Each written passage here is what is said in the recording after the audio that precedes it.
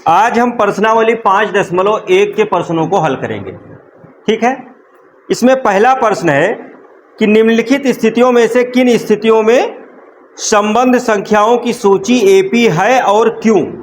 ठीक है, इसमें 4 भाग दिए गए हैं। इसमें पहला भाग है प्रत्येक किलोमीटर के बाद का टैक्सी का किराया, जबकि प्रथम किलोमीटर के लिए किराया 15 रुपये है और प्रत्येक अतिरिक्त किलोमीटर के लिए किराया 8 रुपये है। ये तो बड़ा आसान है। इसके पहले भाग में हमसे कहा जा रहा है कि प्रत्येक किलोमीटर के बाद का टैक्सी का किराया, जबकि प्रथम किलोमीटर के लिए किराया 15 रुपये है। कोई टैक्सी है किराए पर चलने वाली, कोई टैक्सी है किराए पर चलने वाली, पहला 1 किलोमीटर जब चलती है, पहला 1 किलोमीटर अगर चलती है तो कितने रुपए लेती है? 15 रुपये लेती है। ठीक है, पहले किलोमीटर का 15 रुपये, और उसके बाद जितने भी अतिरिक्त किलोमीटर वो तय करती है तो उसमें 8 रुपया और जोड़ के लेती है। इतनी बात समझ में आ रही है?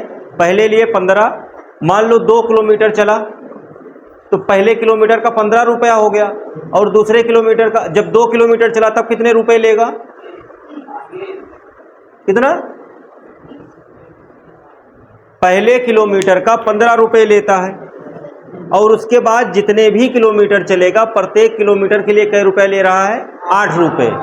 तो पहला 1 किलोमीटर उसका तो 15 रुपये हो गया ना, और दूसरा 1 किलोमीटर चलेगा तो उसका कितने रुपए लेगा? 8 रुपये लेगा ना। तो टोटल कितने रुपए हुए? 15 8 23। तो अगर 2 किलोमीटर तय करेगा तो रुपए कितना लेगा? 23। और अगर 3 किलोमीटर तय किया तो फिर इसमें 23 में 8 प्लस कर दीजिए, कितना होगा? फिर उसके बाद 31 में फिर से 8 प्लस करिए। क्या ये आप लोगों को समझ में आया? कोई टैक्सी है जो किराए पर चलता है, अगर तुम उसमें बैठ के 1 ही किलोमीटर चलोगे तो कितना रुपया देना पड़ेगा? 15 रुपये। तो पहले किलोमीटर का किराया कितना हो गया? 15 रुपये। अब उसके बाद जितने भी किलोमीटर और अधिक जाओगे, हर 1 किलोमीटर का कितना रुपया देना होगा? 8 रुपये देना होगा। तो पहला किलोमीटर का किराया 15, अगर 2 किलोमीटर कोई आदमी गया तो कितना देना पड़ेगा? 15 में 8 जोड़ दीजिए 23। अगर कोई 3 किलोमीटर गया तो फिर 1 किलोमीटर का और जोड़ लीजिए 8 रुपये 31। अगर कोई 4 किलोमीटर गया, ऐसे तो बनेगा किराया। ठीक है, अब हमें बताना ये है कि ये संख्याओं की सूची जो प्राप्त हो रही है ये एपी में है या नहीं है। तो एपी में है या नहीं है ये जानने के लिए क्या करना होता है? देखो, ये आपका पहला पद है A1, ये क्या है? A1। ये क्या है? ये क्या है? ये क्या है? A5 A6 है ना। तो A2 में से A1 घटाओ, कितना आया? चलो लिख के घटाते हैं। A2 मतलब 23, A1 मतलब घटाओगे तो कितना आएगा? सही है। फिर उसके बाद में A3 माइनस A2, 3 कितना है? 31, A2 कितना है? 23, घटाओ कितना आएगा? फिर उसके बाद A4 माइनस A3, घटाओ, A4 कितना है? माइनस 31, कितना आया? 8 है। बताओ किन्हीं 2 कर्मागत पदों के बीच जो अंतर है वो समान है या नहीं है? देखो, इसके और इसके बीच का अंतर कितना है? 8। इसके और इसके बीच का? इसके और इसके बीच का? बताओ एपी है या नहीं है? है ना। समांतर श्रेणी का मतलब ये होता है, इस तरीके से संख्याओं की सूची लिखी होती है। अगर इनके बीच जो किन्हीं 2 पदों के बीच में जो अंतर है, अगर सबके बीच में समान है तो उसे क्या कहते हैं? समांतर श्रेणी कहते हैं। तो हमें चेक यही करना है कि अंतर समान आ रहा है कि नहीं आ रहा है। अंतर समान आ रहा है, अंतर समान आ रहा है ना, तो इसलिए ये एपी है। तो हम लिख देंगे, चूंकि A2 माइनस A1 बराबर A3 माइनस A2 बराबर A4 माइनस A3, ये सब बराबर है। अतः प्राप्त संख्याओं की सूची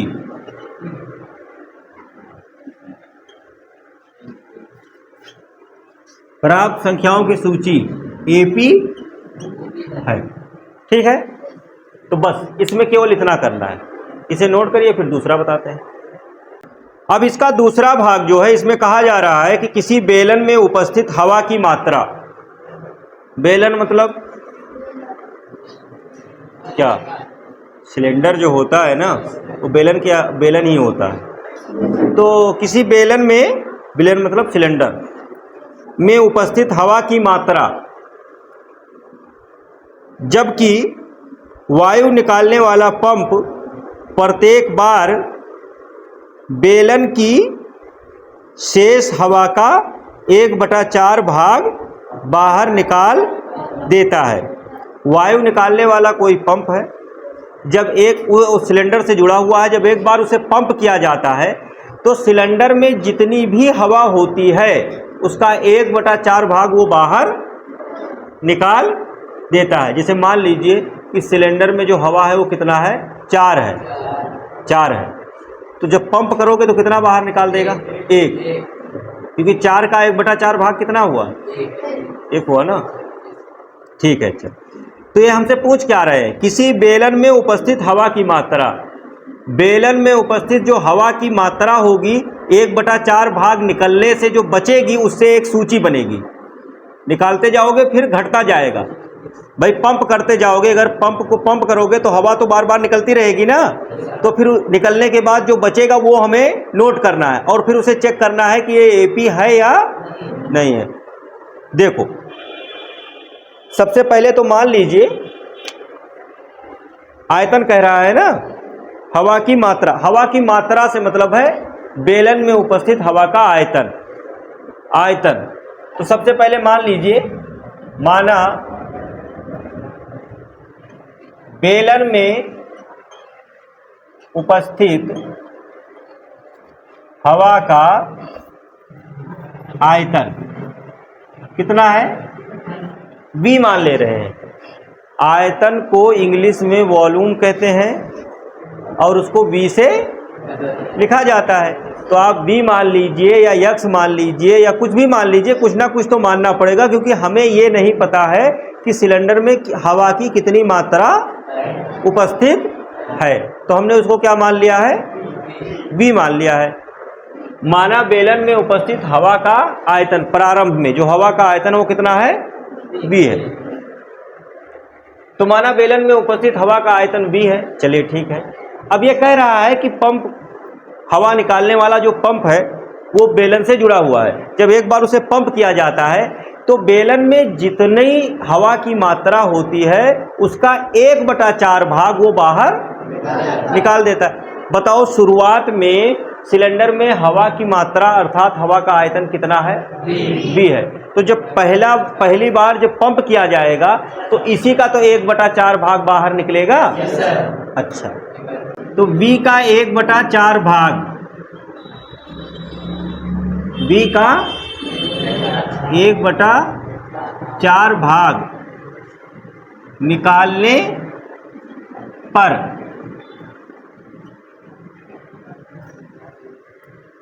शेष हवा की मात्रा। अच्छा, अभी इस लाइन को थोड़ा ध्यान से समझना। हमने लिखा है B का एक, सबसे पहले कितना है, B है। तो अब B का हम क्या निकालेंगे, 1/4 भाग इससे बाहर निकालेंगे। मान लो पहली बार पंप किया होगा तो 1/4 भाग निकलेगा। तो V का 1/4 भाग निकालने पर शेष हवा की मात्रा। अच्छा, कितने में से निकाला जाएगा, B में से निकाला जाएगा ना, B का ही तो B में से निकलेगा। माइनस कितना निकलेगा, 1 मिनट सुनो, B का 1/4 भाग, B का 1/4 भाग से मतलब होता है B गुणे 1/4, B एकम B/4। कितनी मात्रा निकलेगी, B/4।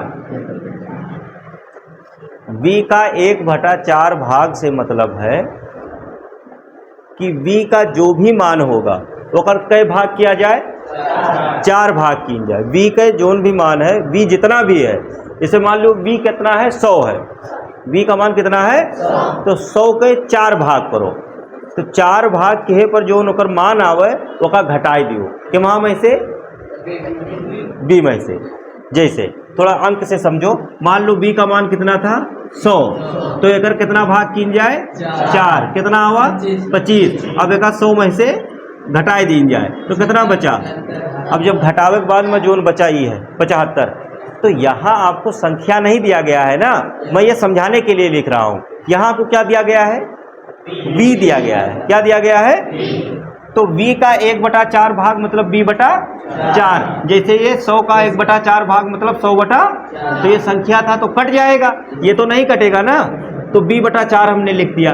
अब b में से b/4 को घटाना है, घटाओगे कैसे, देखो 4 एक कम 4 और b का गुणा 4b माइनस 1b/4। 4b में से 1b घट जाए तो कई b बची, 3/4 b, यही तो बचेगा, यही तो बचेगा, ये बचा, समझे। अच्छा, एक बार जब पंप किया गया तो एक बार पंप करने के बाद में जो सिलेंडर में हवा की मात्रा बची है वो कितनी बची है, 3/4 b, यही तो बचा है। अच्छा, अब 3/4 b का 1/4 भाग निकालने, जो बचा है अब उसी का तो निकाला जाएगा 1/4 निकालने पर। देखो जब एक बार पंप किया तो निकल गया 25, तो 75 बचा। अब ये जो 75 बचा है ना, दूसरी बार जब पंप किया जाएगा तो इस 75 का 1/4 भाग बाहर निकलेगा, क्योंकि बाकी हिस्सा तो निकल ही चुका है, जो बचा है उसकी चौथाई करके निकालना है। तो बचा क्या है, 3b/4। तो अब 3b/4 का 1/4 भाग निकालने पर शेष हवा की मात्रा। देखो हमारे पास था कितना, 3b/4 b, और कितना निकालना है, 1/4 गुणा 3/4 b, जिसे यहाँ हमने डायरेक्ट लिख दिया था b/4, यहाँ लिखा था इसे ना, तो यहाँ जो 3b/4 है इसमें कितना भाग करना है, इसका 4 भाग, तो इसको मैंने लिख दिया है ना गुणे 1/4। देखो पहले यहाँ लिखा नहीं था b गुणे 1/4, तो यहाँ पर क्या लिखा हूँ, 3b/4 गुणे 1/4, मतलब मैं 3b/4 का चौथाई यहाँ से माइनस कर रहा हूँ, और चौथाई माइनस का मतलब है कि 1/4 से इससे गुणा कर रहा हूँ। देखो 3b/4 माइनस 3 एक कम 4 चौक को 16। बताइए 16 और 4 का एलसीएम 16 होता है ना, सबको पता है। 16 वो संख्या है जो 4 से भी कट जाएगी और 16 से भी कट जाएगी। तो यहाँ मैं लिख रहा हूँ 16, 4 का पहाड़ा पढ़ो 16 आ जाए, 4 चौक को 4 बार, 4 जो आया है उसका गुणा किसमें करना है, 3, 4 तिया माइनस 16 एकम 16, तो यहाँ 3 भी ही रहेगा। 12 में से 3 घटाओ, 9/16 भी। जरा देखो तो ये 3/4 आया था, 9 का वर्गमूल 16 का वर्गमूल आ गया। ये पहला पद हो गया, ये दूसरा पद हो गया, और ये चलो एक पद और निकाल लेते हैं। अब कितने का, ये 9/16 है ना, यही लिख लो, 9/16 b का 1/4 भाग निकालने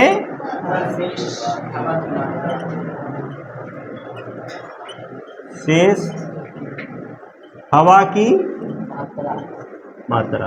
देखो यहां से लिख रहा हूं, कितने में से निकालना है? -1/4 गुणा 9/16 बी। तो 9/16 बी माइनस 9b बटा 16 चौको 64। अब एक काम करते हैं, उधर से लिखते हैं।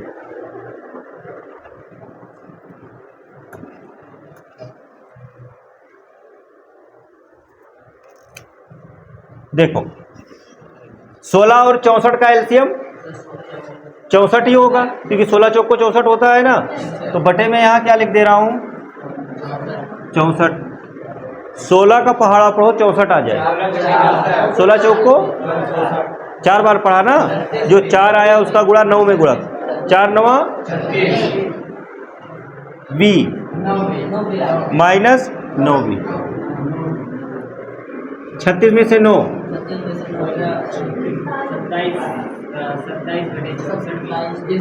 36 में से 9 माइनस कर दो, कितना आ गया? 27 बटा, यही तो आया। अच्छा ये 27 है, तो इसको क्या लिख सकते हैं? 3/4, 4 चौको 16 चौको 64 की घात 3b।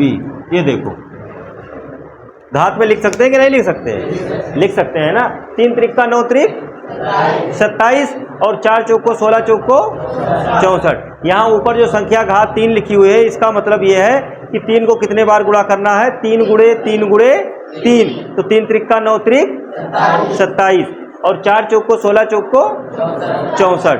तो यही चीज लिखा हुआ है घात ऊपर लग जाने से। अब यहां पर लिख लेते हैं, प्राप्त संख्याओं की सूची। देखो सबसे पहले b, फिर उसके बाद b के बाद 3/4b, फिर उसके बाद 3/4b, फिर उसके बाद 3/4qb, कॉमा डॉट डॉट। यही तो आया। अच्छा अब जरा देखिए, इन सब के बीच का अंतर समान है? नहीं है, अंतर समान नहीं है। करके दिखाते हैं, चलो ठीक है। देखो ये A1 है, ये A2 है, ये A3 है और ये तो A2 माइनस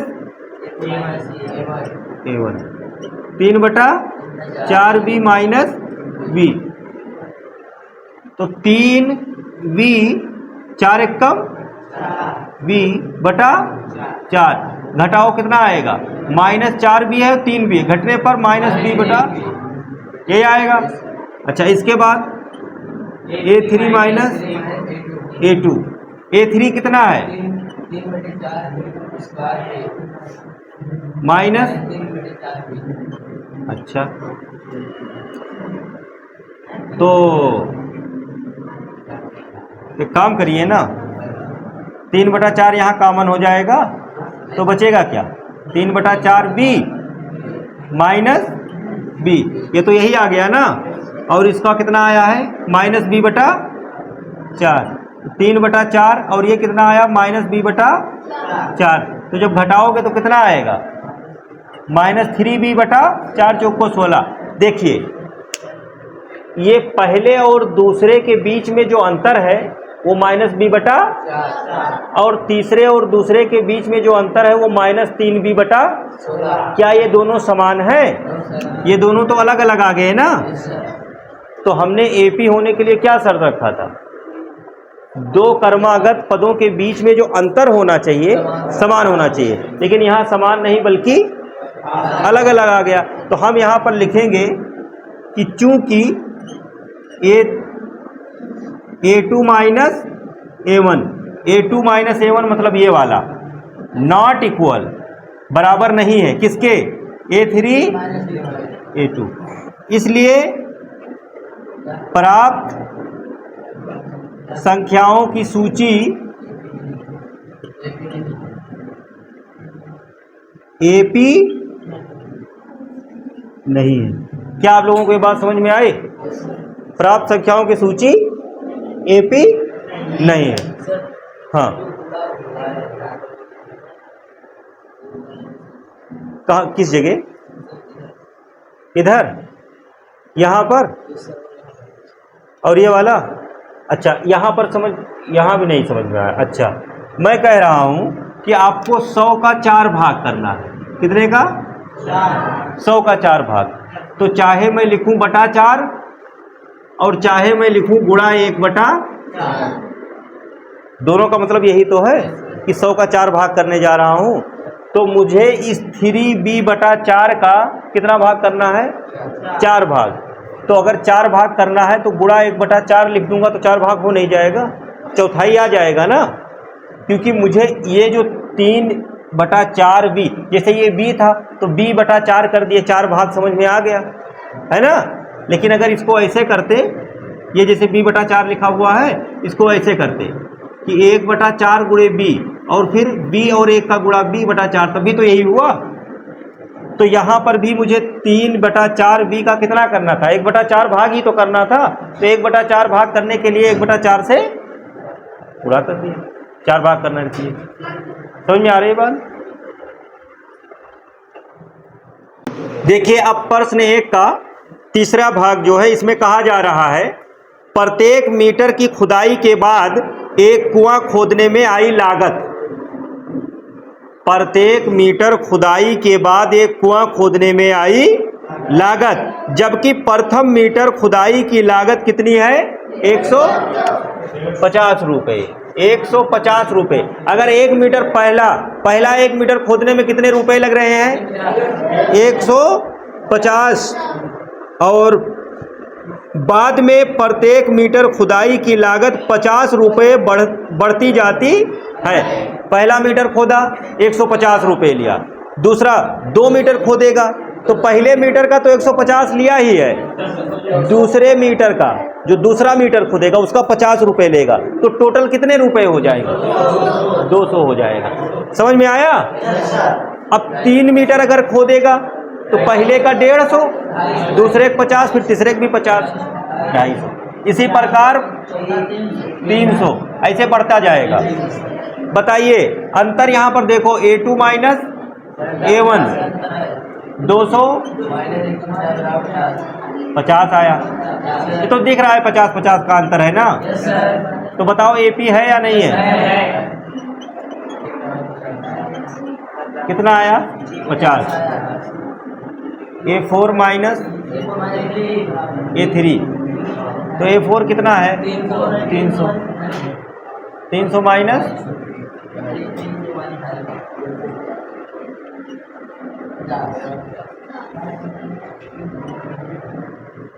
ठीक है। तो कुल मिला करके चूंकि A2 माइनस A1 बराबर A3 माइनस A2 बराबर A4 माइनस A3, इसलिए प्राप्त संख्याओं की सूची AP है। समझ में आया? ठीक है, इसे नोट करिए, फिर अगला बताते हैं। इसका जो चौथा भाग है, इसमें आपसे कहा जा रहा है खाते में प्रत्येक वर्ष का मिश्रधन, जबकि 10,000 रुपये की राशि 8% वार्षिक की दर से चक्रवृद्धि ब्याज पर जमा की गई। देखो यहाँ पर हमसे क्या पूछ रहा है कि मान लीजिए आप 10,000 रुपये ले जा करके किसी बैंक में जमा करते हैं और उस पर वार्षिक चक्रवृद्धि ब्याज कितना मिलना है? 8%। तो हर 1 साल के बाद जो उसमें रकम होगी बढ़ती जाएगी ना, क्योंकि आपने जो जमा किया है उस पर 8% वार्षिक ब्याज मिल रहा है और चक्रवृद्धि ब्याज मिल रहा है, तो हर साल रकम बढ़ती जाएगी। तो जैसे पहले साल में कितनी हुई? पहले आपने 10 जमा किया था, 10 साल, 1 साल बाद कितना हुआ? 2 साल बाद, 3 साल बाद, 4 साल बाद जो रकम होगी, वो जो रकम प्राप्त होगी वो AP में है या नहीं है? अंतर समान है या नहीं है? तो देखते हैं कितना जमा किया गया है। अच्छा, ये मूलधन है, जो जमा किया जाता है बैंक में उसे क्या कहते हैं? अच्छा, मूलधन को P से लिखते हैं। किससे लिखते हैं? ये इसका चौथा भाग है। P बराबर 10,000। कितना वार्षिक चक्रवृद्धि ब्याज है? R बराबर 8%, है ना। चक्रवृद्धि ब्याज पर जमा की जाती है खाते में प्रत्येक वर्ष का मिश्रधन। अच्छा, पहले वर्ष का मिश्रधन A1 लिख दें इसे, A1। तो पहले यहां मैं मिश्रधन का फार्मूला लिख दे रहा हूं। सूत्र ये देखो, ये सूत्र जो होता है A बराबर P इंटू 1 प्लस R बटे 100 पावर N। देखो यहां A बराबर P, A चक्रवृद्धि मिश्रधन होता है, P मूलधन होता है, R प्रतिशत होता है, दर होता है कि कितने दर पर कितने प्रतिशत ब्याज पर जमा किया गया है। कितने प्रतिशत पर जमा किया गया है? 8। और N समय होता है कई साल के लिए, 1 साल, 2 साल, 3 साल, 4 साल, कई साल के लिए जमा किया गया है, N समय है। तो पहले साल के लिए A1 लिख दूं, A1 बराबर P, यही तो है। हाँ, ये 10,000 हो गया। फिर उसके बाद में 1 प्लस 8 बटे 100, और यहाँ n की जगह पर पहला साल मतलब एक ही साल तो हुआ है, तो n का मान 1 हो जाएगा, बराबर। इसे चाहे आप हल करें, चाहे ऐसे अभी छोड़ दें, समझने के लिए समझा सकता हूँ कि देखो, तो ये तो यही छोड़ सकते हैं आप, 1 प्लस 8 बटे 100। फिर उसके बाद A2 बराबर मतलब 2 साल बाद, 1 साल बाद इतना मिलेगा, 2 साल बाद कितना मिलेगा? जमा तो आपने यही किया था ना। अच्छा, 1 प्लस 8 बटा 100, और घात कितनी हो जाएगी?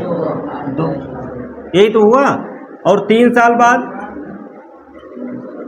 10,000, 1 प्लस 8 बटे घात, अगर 4 साल बाद देखें A4 बराबर 1 प्लस 8 बटे, बस रहने दे। देखो जरा इसमें जो अंतर आ रहा है, क्या वो समान आ रहा है?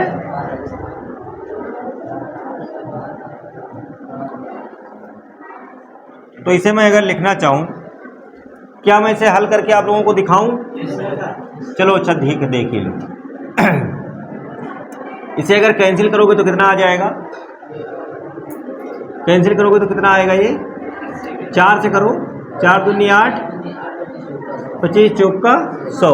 तो देखो 25 एक कम और 2, 25 एक कम 25 और 2 जुड़ जाएगा ना, तो 27 बटा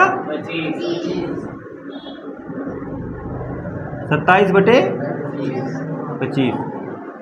फिर उसके बाद में इससे गुणा हो जाएगा तो कितना आ जाएगा? 27 और आगे 4 जीरो बटा कितना आ गया? अब अगर इसे हल करोगे तो देखो, ये तो 10,000 है, गुणा ये जो 27 बटे 25 एक बार आया था ना, ये 27 बटे 25 2 बार आएगा। क्यों आएगा 2 बार? क्योंकि इसकी घात 2 है।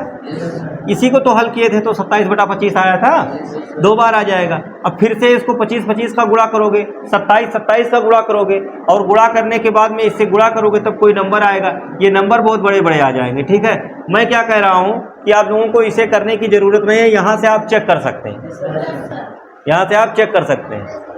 तो देखो ये आप ना करिए, है ना, ये करने की आपको जरूरत नहीं है। आपको यहां पर केवल यही देखना है कि प्राप्त संख्याओं की सूची एपी है या नहीं है। तो अब जरा देखिए, प्राप्त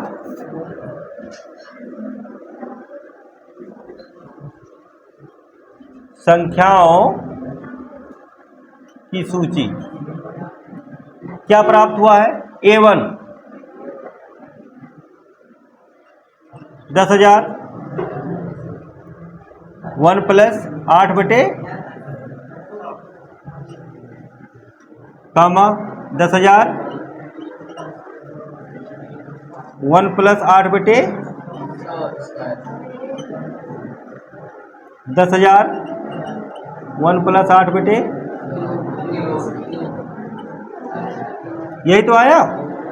अब देखो जब इसमें आप अंतर निकालोगे ना, इधर देखो तो अंतर में ये तो 10,000 है, यहाँ भी 10,000 है, घटा दोगे ये कॉमन हो जाएगा। यहाँ घात कितनी है 2 और यहाँ घात कितनी है, कॉमन हो जाएगा ना। क्या कॉमन होगा,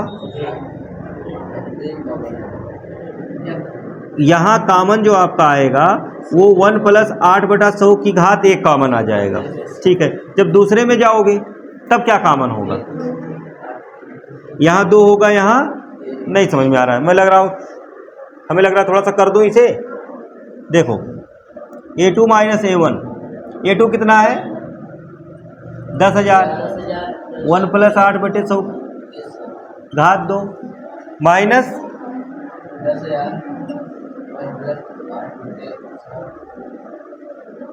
की घात 1। जब इसे आप कॉमन लेंगे तो ये 10,000, ये 10,000, ये 1 प्लस 8 बटा 100 की घात 2, 1 प्लस 8 बटा 100 की घात 1। एक बार तो ये भी आ जाएगा बाहर ना, ये तो इतना हो गया बाहर, बचा क्या, यहाँ घात 2 थी तो एक बार ये बच गया यहाँ पर 1 प्लस 8 बटे 100। यहाँ घात कितनी बची है 1 माइनस इसकी जगह पर क्या बचा, 1 ही तो बचा। देखो ये पूरा कॉमन हो गया है ना यहाँ पर, तो इसकी जगह पर पूरे की जगह पर क्या बचा है 1 तो ये आ गया। अब इधर देखो अगर मैं यहाँ निकालूँ A3 माइनस A2, A3 कितना है, पहला दूसरा तीसरा, ये है 1 प्लस 8 बटे 100 की घात 3 माइनस 10,000, 1 प्लस 8 बटे 100 की घात 2। बताओ क्या कॉमन होगा, 10,000 की घात कितनी 2, तो यहाँ क्या बचा 1 प्लस 8 बटे 100 की घात 1 और माइनस 1। जरा देखो ये दोनों अंतर समान है, यस सर, ये 10,000 1 प्लस 8 बटे 100, 10,000 1 प्लस 8 बटे 100, ये तो समान है। नहीं, यहाँ घात 2 है और यहाँ घात 1 है, बाकी ये ब्रैकेट भी समान है। लेकिन ऐसे अगला जब अंतर आएगा ना तो यहाँ घात 3 आ जाएगा, फिर 4 आ जाएगा, तो अंतर समान नहीं है। तो हम यहाँ पर लिखेंगे चूंकि A2 minus A1 not equal A3 minus A1, इसलिए प्राप्त संख्याओं की सूची नॉट इक्वल, ये बराबर, इसलिए प्राप्त संख्याओं की सूची AP, ये लीजिए। इस प्रकार ये पहले प्रश्न के चारों भाग हल हो जाते हैं, इसे आप नोट कर लीजिए, फिर आगे देखेंगे।